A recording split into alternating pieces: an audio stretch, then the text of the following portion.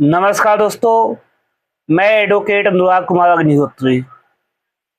Communist manifesto में ये बात कही गई है कि कम्युनिस्टों का उद्देश्य कोई राजनीतिक पार्टी बनाकर राजनीति करने का नहीं होता है।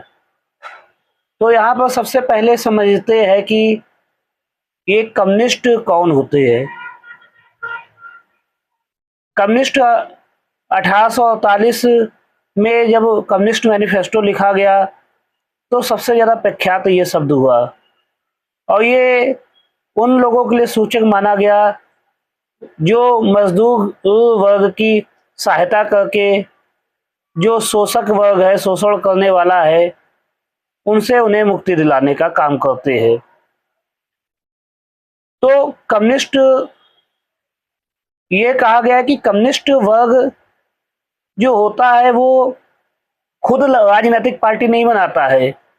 जो राजनीतिक पार्टियां मजदूर वर्ग के लिए कोई काम कर रही होती है, उनके पक्ष में आवाज उठा रही होती है, तो वह उनका सहयोग करता है। और इसमें एक बात और जोड़ी गई है कि कम्युनिस्ट केवल एक देश तक ही सीमित नहीं है। कम्युनिस्ट की अंतर्राष्ट्रीय छवि है। कम्युनिस्टों का मतलब केवल ये है कि जो सर्वहाराओं के पक्ष में आवाज उठाता है, और ये दुनिया में कहीं भी अगर आवाज उठाई जा रही है तो वहां पर कम्युनिस्ट लोग उसका सहयोग करते हैं। तो एक तरह से कम्युनिस्ट को एक विचारधारा माना गया। इसमें कम्युनिस्ट वह विचारधारा है जो मजदूर वर्ग की पूंजीवाद वर्ग के खिलाफ आवाज उठाने का काम करती है। तो यहाँ पर स्पष्ट कर दिया कि वो कोई राजनीतिक पार्टी नहीं है, वह एक विचारधारा है। तो यहाँ पर एक बात और स्पष्ट होती है कि वर्तमान में भारत में कम्युनिस्ट के नाम पे कई पार्टियां बनाई गई और जिसकी वजह से वह अपने मुख्य उद्देश्य को भूल गए। राजनीतिक पार्टियां क्या करती हैं कि वो सत्ता प्राप्त करने के लिए मूल उद्देश्यों की बात ना करती हैं। मजदूर वर्ग को किसमें कठिनाइयां आ रही है, क्या समस्याओं का सामना उसे करना पड़ता है, उसकी बात तो नहीं करती हैं, बल्कि जो विरोधी राजनीतिक पार्टियां हैं उनका विरोध करने लगती हैं।